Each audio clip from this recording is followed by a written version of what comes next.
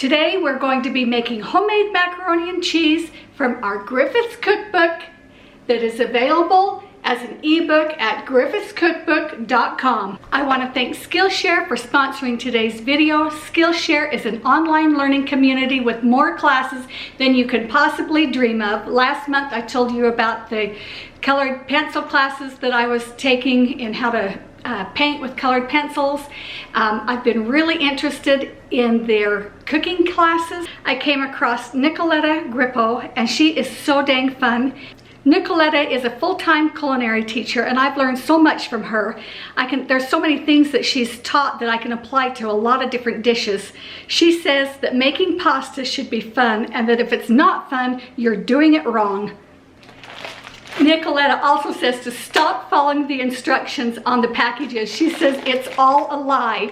And then she goes on to tell us how to tell when the pasta is really ready. She's so dang cute. The first 1,000 of my subscribers to click on the link in the description box will receive a free trial of premium membership so you can explore your creativity, and the best part is there's no ads. Chad and I have been having so much fun. I think we have found some of our new hobbies, some of our passions, and one of them is Chad really likes to cook. Well, tell them what we did last night in bed. Oh, you can't tell them that. We snuggled. Now, what did we do last night in bed? We were watching cooking. Oh. Well, I'm sitting here trying. You're cooking okay. I don't remember eating anything in bed. We were watching Skillshare cooking videos all night. Okay, yeah. Well, see, that's what happens when you get my age. I can wrap my own birthday presents, and it'll be a surprise. Yes, we watched Skillshare cooking videos last night, and I really liked the ideas that we got from that. Yeah. So we're gonna go ahead and get started here. I just want to show you the recipe. We don't have a picture to show with this one, but there's the recipe that I'm going to be using today, and we will get started. Okay, like all good things, this starts with butter, and we've got 1/4 of a cube or 1/4 of a cup of butter. And we're going to melt that down.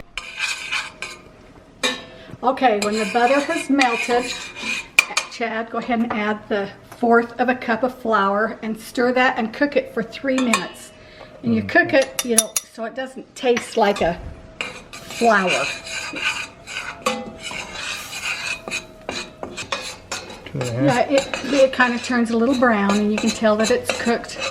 The color of it, that looks good, Chad.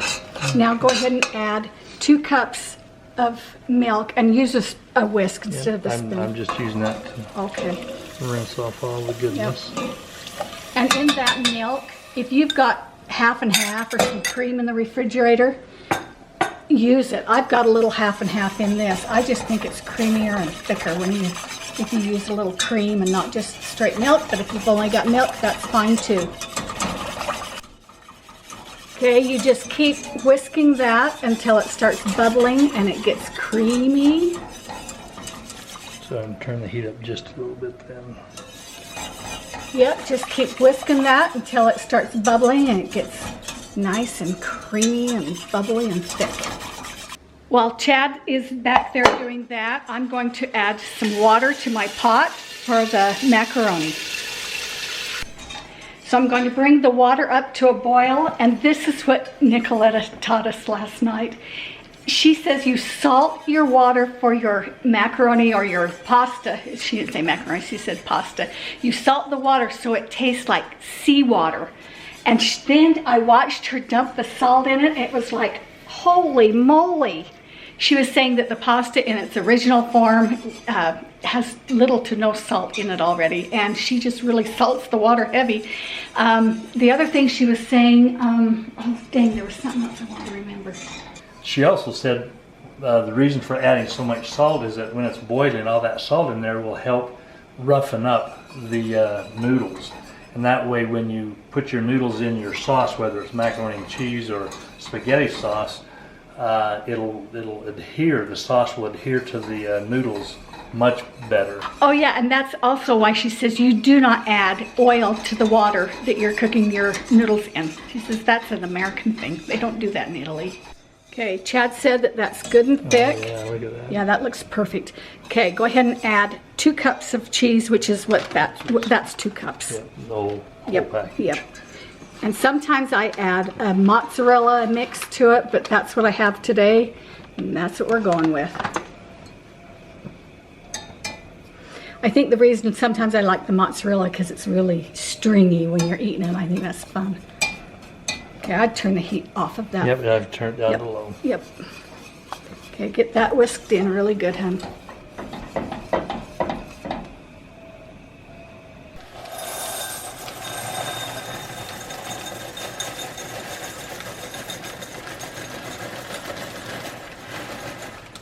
I didn't have my camera going quick enough, but what did you do to the bag? Well, I tried to open it just now. You got noodles all over. 2 cups? 2 cups.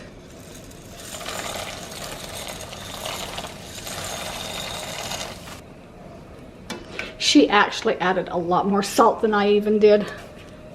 I have to work up to it. I guess I don't trust her. Well, you've never added that much salt, so you don't know what it's going to taste Yeah. like. And so it probably doesn't hurt putting a ton of salt in there because it's just salt water. Yeah. And I think one of the benefits is that if you use that water, I think one of the big mistakes that we've made, I think we've always done it, is that when the noodles are done cooking, that we'll strain it, we'll dump the noodles in a strainer, and all that Yeah. water and That's just appalling to her. slurry goes down the drain, and you want to keep that. Yeah. So when Chad was a 19-year-old missionary in California, well, you go ahead. Well, I was telling Jennifer the story when I was serving my mission. We had cooked spaghetti, and we always boil it, and the way we'd tell if it was done or not is we'd pull a string of spaghetti out and throw it up onto the ceiling. And if it stuck to the ceiling, then it was good to go. And so we'd just leave it there, like a bunch of stupid 19-year-olds. Stupid 19-year-olds, and when the time came that we were going to move, there was, I'll bet, a dozen or 2 pieces of macaroni on the ceiling that we had left. And when we started pulling the macaroni off the ceiling, the paint came with it. Oh, it was a mess. So don't do that method. That's not the way you. That's not the way you test it. Okay, Chad, go ahead and test it. Just pick. I can tell you right now. I don't think they're done. Yep. Not done? Just 1 more minute. Okay. Oh, I could taste it's pretty good. Taste the salt? Mm-hmm. So this is my dad's ice fishing strainer. When he passed away, this was my inheritance that I got from him. He used this here to scoop all the ice out of his fishing hole? He'd go ice fishing and clean out his ice hole. Oh, I like with his strainer. That sounded funny. You clean out his ice hole. Yeah. I think it's done. Okay, the other thing that she taught us that I usually she made fun of us Americans. She says you take your pot and you run to the sink and you drain all that wonderful water out of your pot. She says stop doing that. She said to you just take it from here. We're drain a little water off and put it over into here. Now, that's okay if some of that water gets in here because this is super, super thick. And we're probably going to add a little bit of that water anyway. So now do we add all of these noodles? Yeah, yep, all of them. Okay. All of them, Chad. I've said this about my husband before, but he will not leave one. I got every one of them out of there. No noodle left behind. All right, so now you want to just fold it and be careful not to mash those little noodles. And it'd be fun to make this with all kinds of different, types of noodle, but this is what I have in the house, and that's what I'm using. Oh, that's just right. I think we could have actually used more noodles in here, but that's okay. Now, if it's a little bit, hold on.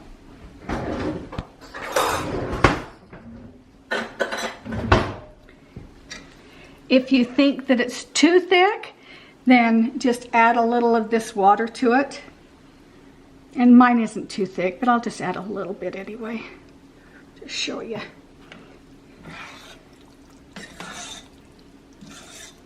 And I can see for sure, well, if you're feeding a larger group, I wouldn't double this recipe. I'd just add more noodles to it because it can handle it. Okay, now, if you've got a hungry family and they're screaming, serve it straight from this. But if you want it to be pretty, you just put it in a casserole. If you're making a video, yeah, put it in make it pretty. Casserole dish, and you can bake this now still.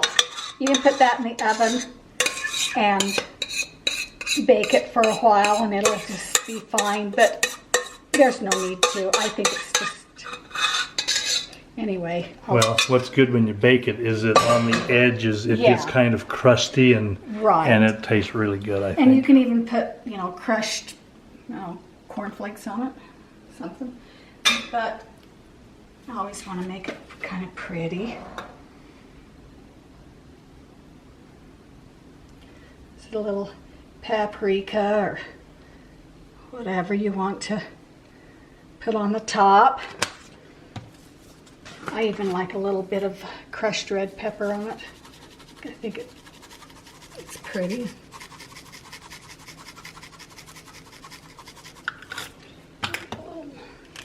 So there you have it, my homemade macaroni and cheese recipe with a little help from Nicoletta. Just like my mama used to make. Yeah, you can dress this macaroni and cheese up 6 ways to Sunday. You can add hot dogs to it. You can add, you know, like I say, onions, mushrooms, you know, just whatever you like. Ham. Oh yeah. I love the pepper in it. Yeah. I like the crushed red pepper. Yeah. Gives it a little bit of kick. Thanks for watching. See you next time. I gotta get some Tabasco sauce.